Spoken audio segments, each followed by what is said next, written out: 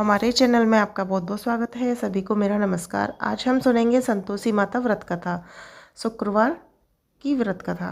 एक गांव में एक बुढ़िया रहती थी जिसके 7 बेटे थे। 6 बेटे कमाने वाले थे और एक बेटा निकम्मा था। बुढ़िया माँ 6 पुत्रों का झूठा 7वें पुत्र को देती थी। 7वां पुत्र एक दिन अपनी पत्नी से बोला, देखो मेरी माता को मुझ पर कितना प्रेम है। वह बोली, क्यों नहीं, सबका झूठा बचा हुआ तुमको खिलाती हैं। वह बोला, जब तक आंखों से ना देखूं मान नहीं सकता। पत्नी ने हंसकर कहा, देख लोगे तब तो मानोगे। एक दिन बाद एक बड़ा त्योहार आया। घर में 7 प्रकार के भोजन और चूरमा के लड्डू बने। वह पत्नी की बात को जांचने के लिए सर दर्द का बहाना बनाकर पतला कपड़ा सिर पर ओढ़कर रसोई में जाकर सो गया और कपड़े में से सब देखता रहा। 6 भाइयों ने भोजन किया। उसने देखा माँ ने उनके लिए सुंदर आसन बिछाए, 7 प्रकार की रसोई परोसी और आग्रह करके उन्हें भोजन कराती रही। वह देखता रहा। 6 भाई भोजन कर उठ गए। तब माँ ने उसकी 5 थालियों में से लड्डुओं को टुकड़ा को उठाया और एक लड्डू बनाया। जूठन साफ कर माँ ने उससे पुकारा, उठ बेटा उठ, तेरा भाइयों ने भोजन कर लिया है, तू भी उठकर भोजन कर ले। उसने कहा, माँ मुझे भोजन नहीं करना, मैं परदेश जा रहा हूँ। माता ने कहा, कल जाना है तो आज ही जा। वह बोला, हाँ हाँ जा रहा हूँ। यह कहकर वह घर से निकल गया। चलते समय उसे पत्नी की याद आई। वह गौशाले में कंडे थाप रही थी। वहाँ जाकर वह बोला, मेरे पास तो कुछ नहीं है, यह अंगूठी है सो ले लो और अपनी कोई निशानी मुझे दे दो। वह बोली, मेरे पास क्या है, यह गोबर भरा हाथ। यह कहकर पत्नी ने उसकी पीठ पर गोबर के हाथ की थाप मार दी। वह चल दिया। चलते चलते दूर देश में पहुंचा। वहाँ एक साहूकार की दुकान थी। वहाँ जाकर बोला, सेठ जी मुझे नौकरी पर रख लो। साहूकार को नौकर की सख्त ज़रूरत थी। साहूकार ने कहा, काम देखकर तनख्वाह मिलेगी। उसने कहा, सेठ जी जैसा आप ठीक समझें। उस साहूकार के यहाँ नौकरी मिल गई। वह वहाँ दिन रात काम करने लगा। कुछ दिनों में दुकान का लेन देन, हिसाब किताब, ग्राहकों को माल बेचना, सारा काम करने लगा। साहूकार के 7-8 नौकर थे, वे सब चक्कर खाने लगे, लेकिन उसने अपनी लगन, परिश्रम और ईमानदारी से सभी को पीछे छोड़ दिया। उसे अपने किए का फल मिला। सेठ ने भी उसका काम देखकर 3 महीने में ही उसे मुनाफे में साझीदार बना लिया। परिश्रम करते करते 12 वर्ष में ही वह नगर का नामी सेठ बन गया। सेठ अपना सारा कारोबार उस पर छोड़कर बाहर चला गया। इधर उसकी पत्नी पर क्या बीती वह सुने। सास ससुर उसे दुख देने लगे। गृहस्थी का काम करवाकर उसे लकड़ी लेने जंगल में भेजते।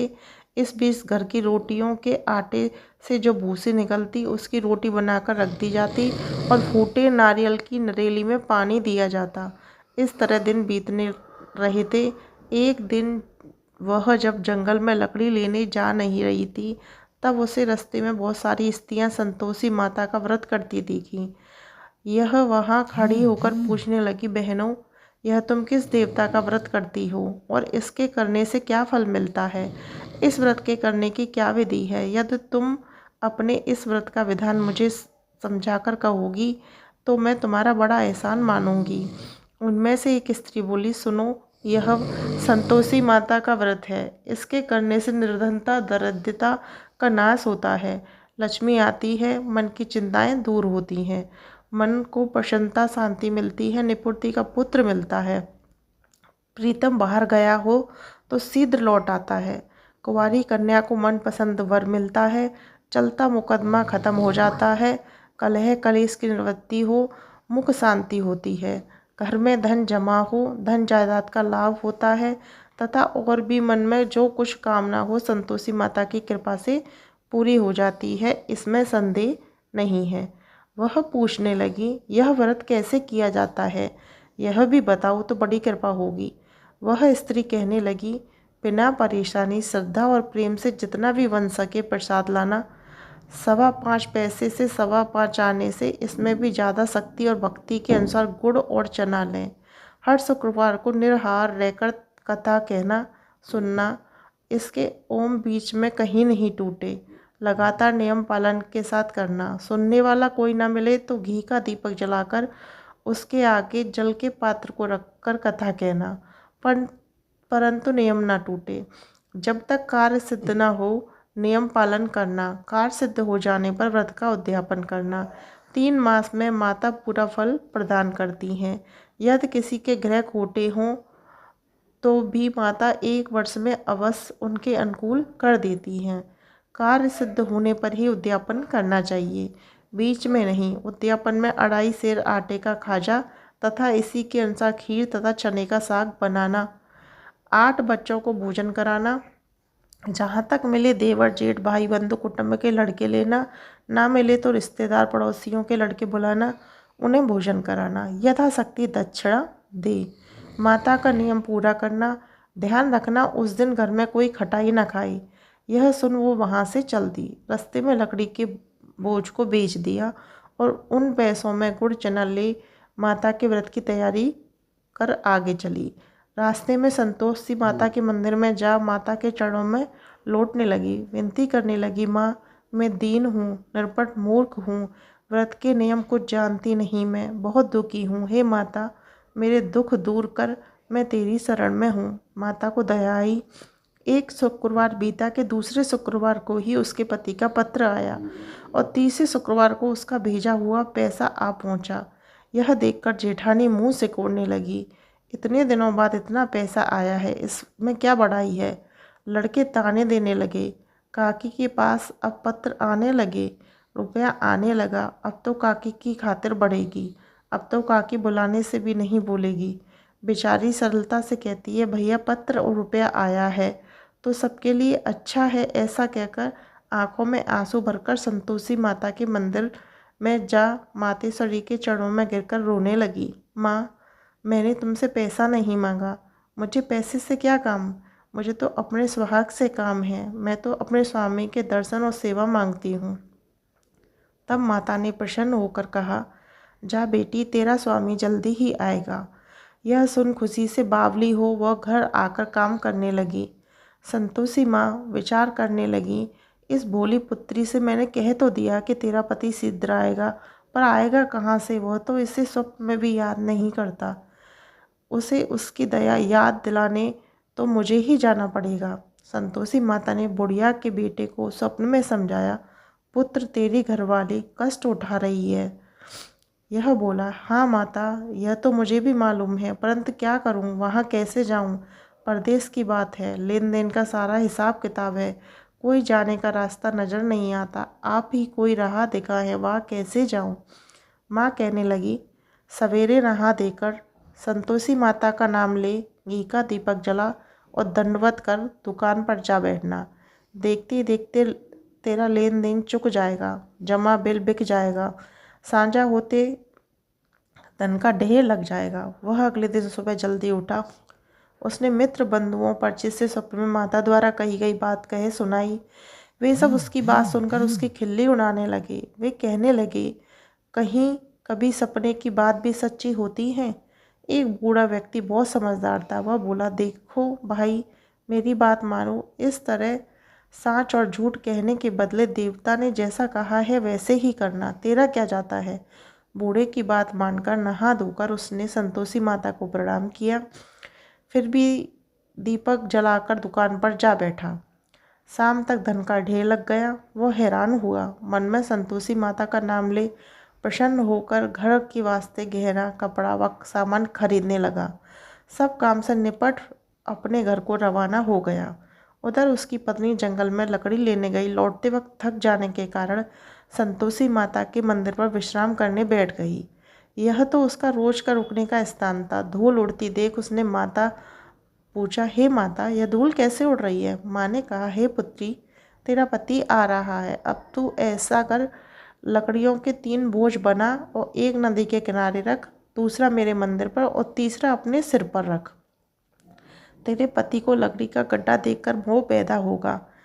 यहाँ वो रुकेगा, नाश्ता पानी बनाकर खाकर माँ से मिलने जाएगा। तू लकड़ी का बोझ उठाकर जाना, बीच चौक में गड्ढा डालकर 3 आवाज़ें जोर से लगाना, लो सासू जी लकड़ियों का गड्ढा लो, भूसी की रोटी दो, नारियल के खोपरे में पानी दो, आज कौन मेहमान आया है। संतोषी माँ की बात सुनकर वह बहुत अच्छा माँ कहकर प्रसन्न मन से लकड़ियों के 3 बोझ बना लाई। एक नदी के तट पर, दूसरा माता के मंदिर पर रखा। इतने में ही मुसाफिर आ पहुंचा। सूखी लकड़ी देख उसकी इच्छा हुई कि अब यहीं विश्राम कर लें और भोजन बनाकर खा पीकर गांव चलें। इस प्रकार भोजन कर विश्राम कर वह अपने गांव आ गया। उसी समय बहू सिर पर लकड़ी का गड्ढा ले आई। उसने गड्ढे को आंगन में डाल जोर से 3 आवाज़ दी। लो सासू जी, लकड़ी का गड्ढा लो, भूसी की रोटी दो, नारियल के खोपड़ी में पानी दो। आज कौन मेहमान आया है? यह सुनकर सास ने अपने दिए हुए कष्टों को भुलाने के लिए कहा, बहू तू ऐसा क्यों कहती है? तेरा मालिक ही तो आया है। बैठ, मीठा भात खाकर अपने कपड़े गहने पहन। पति की आवाज़ सुनकर उसका स्वामी बाहर आया और उसके हाथ में पहनी अंगूठी देख व्याकुल हो गया। उसने माँ से पूछा, माँ यह कौन है? माँ बोली, बेटा तेरी पत्नी है। आज 12 वर्ष हो गए हैं जब से तू गया है, तब से सारे गांव में जानवरों की तरह भटकती फिरती है। काम काज कुछ करती नहीं, 4 समय खाकर जाती है। अब मुझे देखकर भूसे की रोटी और नारियल की खोपड़ी में पानी मांगती है। वह बोला, मैंने इसे भी देखा है और तुम्हें भी। मुझे दूसरे के घर की चाबी दो, मैं उसमें रहूँगा। ठीक है बेटा, जैसी तेरी मर्जी, कहकर माँ ने चाबी का गुच्छा बेटे के सामने रख दिया।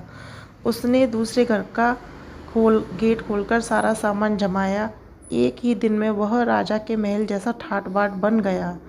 अब क्या था, वह सुख भोगने लगी। अगला शुक्रवार उसने पति से कहा, मुझे संतोषी माता का उद्यापन करना है। पति बोला, बहुत अच्छा, खुशी से कर लो।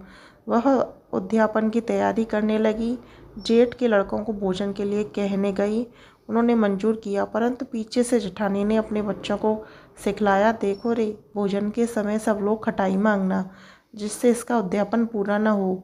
लड़के भोजन करने आए, खीर पेट भरकर खाई, परंतु बात याद आई। आते ही कहने लगे, हमें कुछ खटाई खाने के दो, खीर खाना हमें भाता नहीं, देखकर अरुचि होती है। लड़के उठकर खड़े हो गए, बोले, पैसा लाओ। बोली बहू कुछ जानती नहीं थी, उसने उन्हें पैसे दे दिए। लड़कों ने बाजार जाकर उन पैसों से इमली खरीदी और खाई। यह देखकर बहू पर माताजी ने कोप किया। राजा के दूत उसके पति को पकड़कर ले गए। अब सब मालूम हो जाएगा जब जेल की रोटी खाएगा। बहू से यह वचन सहन नहीं हुए। वह संतोषी माता के मंदिर में गई और कहने लगी, माता तुमने यह क्या किया? हंसकर क्यों रुलाने लगी? माता बोली, पुत्री तूने मेरा व्रत भंग किया है। इतनी जल्दी सब बातें भुला दी। वह बोली, माता भूली तो नहीं हूँ, ना ही कुछ अपराध किया है, मुझे तो लड़कों ने भूल डाल दिया, मुझे क्षमा करो माँ। माँ बोली, ऐसी भूल भी कहीं होती है?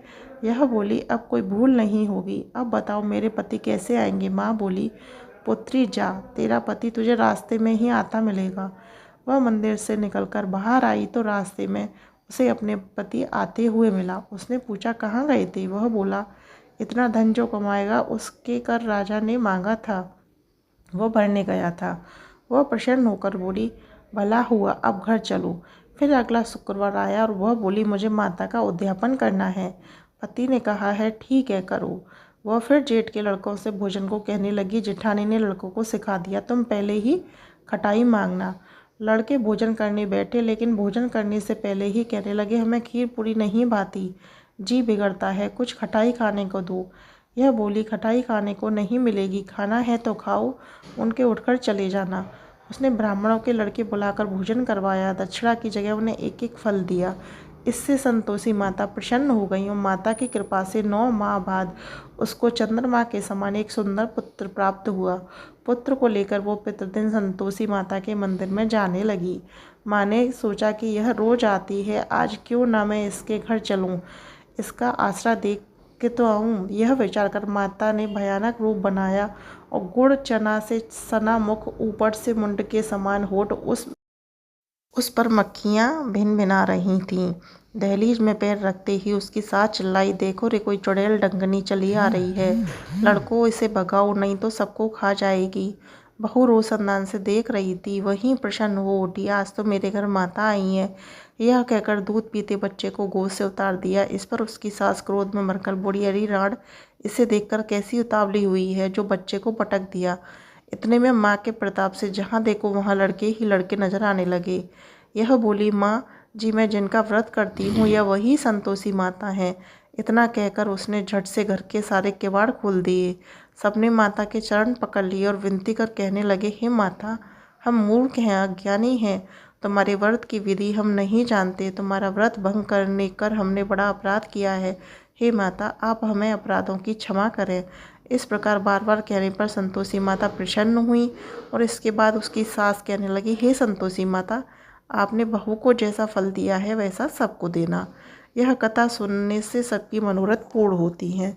तो यहाँ हमारी संतोषी माता की व्रत कथा समाप्त होती है। वीडियो पसंद आई हो तो चैनल को सब्सक्राइब करें और वीडियो को लाइक शेयर अवश्य करें। इस तरीके की वीडियो आपको हमारे चैनल पर मिलती रहेंगी।